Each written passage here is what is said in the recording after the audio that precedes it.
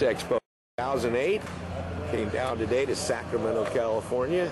Sunday, it's the last day of the show, and wow, I'm in the barn area. Lots of fantastic barn companies. Here's one, Blue Ribbon Barns, Barns by Harrah's. It's like a breezeway type barn. They have another one down the way, a little 3-stall shed row, and then there's a barn company over here. Barn Master, wow, I'll tell you what, if you're interested in horses like Shirley and I are, there's just a little bit of everything for everybody here. So I'm having a lot of fun.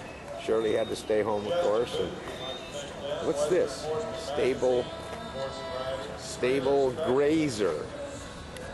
Well, that's a huge machine. Stable Grazer. Are you connected with the Stable Grazer? Yes, I am. What's your name? My name's Dan Ferringer. Dan Ferringer. Where are you from?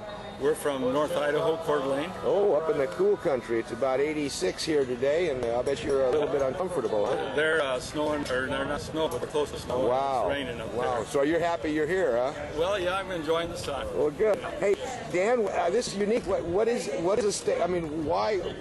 Obviously, it does something to feed horses, but we feed our horses. We throw them a flake of hay or some grain, or what's all this about?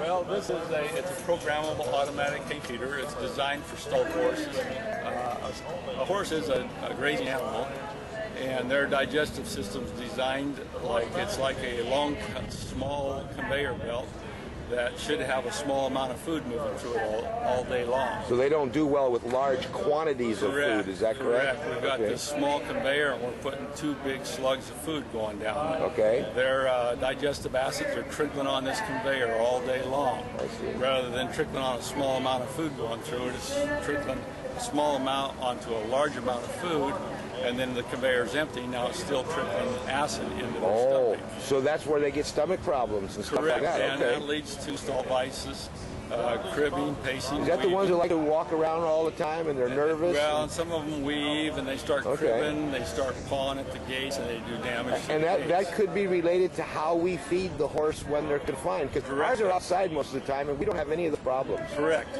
But the stable horse is where it starts happening. Okay. And a lot of us are forced to that situation. We don't own a lot of acreage to where we can have a horse out. Okay. We have them stalled. Some of us compete with our horses, and we have to have more control over them. Okay.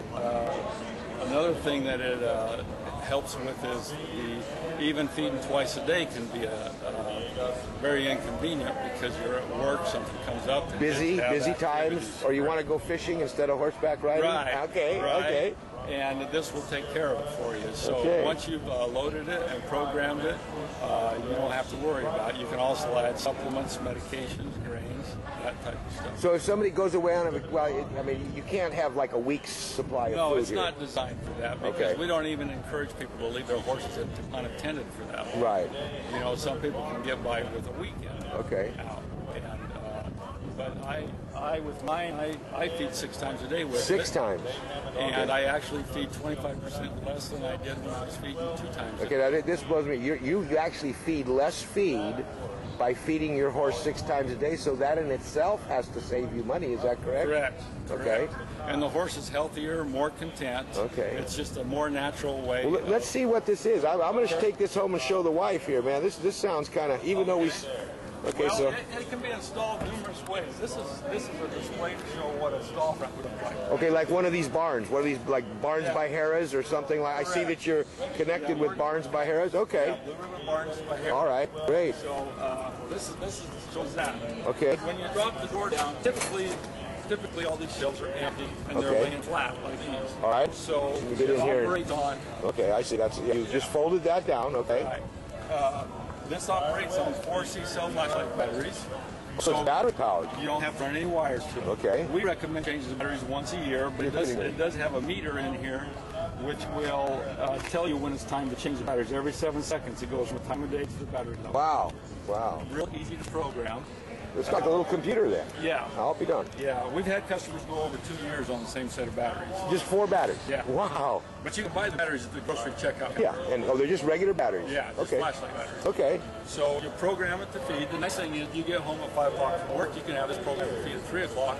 Now when you get home, your horse is fed, he's content, you can brush him down. And go ride him because he's happy. You don't have to worry about him being stressed. If you don't make it home from work or something comes up, right. It's not a big issue. You can eat again at 5.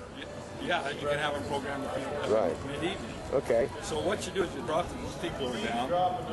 According to how much you're feeding, you would put that amount in.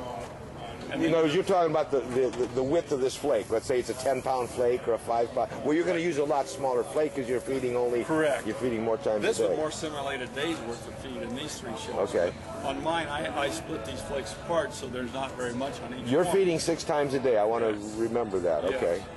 So you put in the amount. You know, if you're feeding 6 times, 1/6 of a daily ration. Right. On each shelf. Then you lock the shelf up. Okay.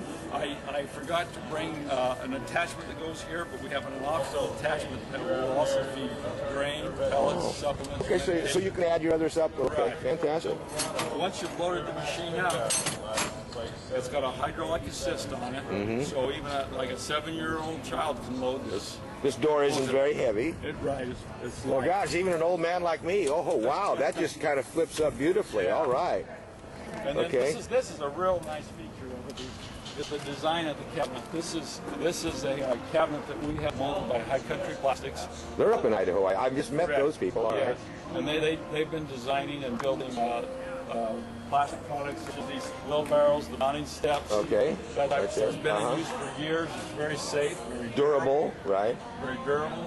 Very horse-proof, right? All the corners are able to be radius. Our original model was metal, and this is a huge improvement. I can see that. Yeah. And so the horse is eating in a natural grazing position. With their head down, which our tenants, horse isn't made with his head up. Correct. Because his muscles and his esophagus and everything. Yeah, his respiratory system, everything's better off. It's got manger rods down inside here to prevent the horse from pulling all the hay out at one time.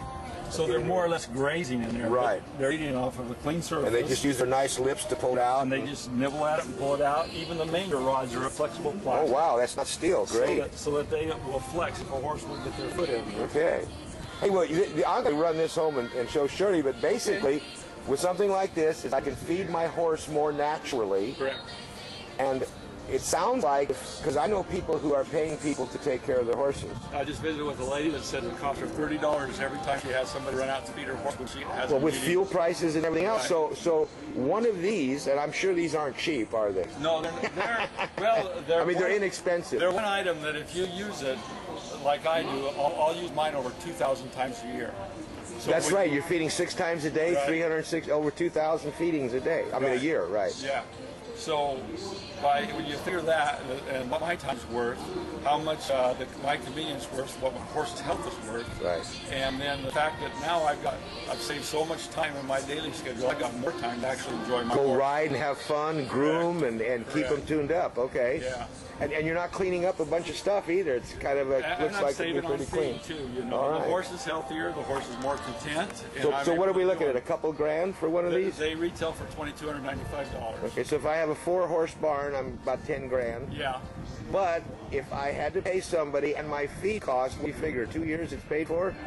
Yeah, probably 2 years you can come out even on it. But your horse is you're saving impossible vet bills. I mean, just a colic call on a horse is repairs on your utilities from a hungry horse blowing thing. Right.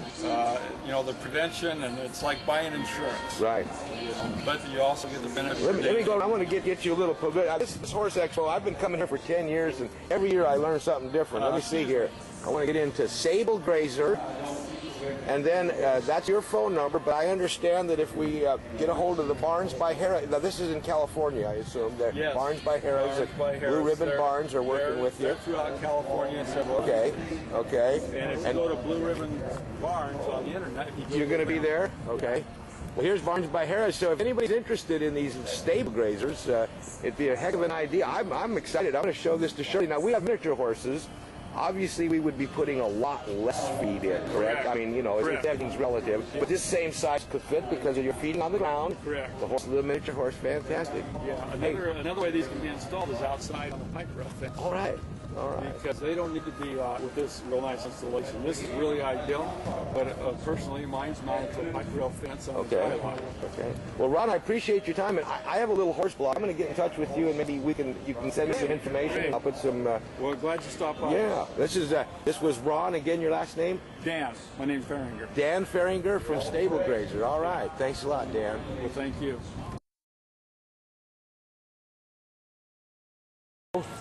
By golly, it's an early Sunday morning, and this place really fills.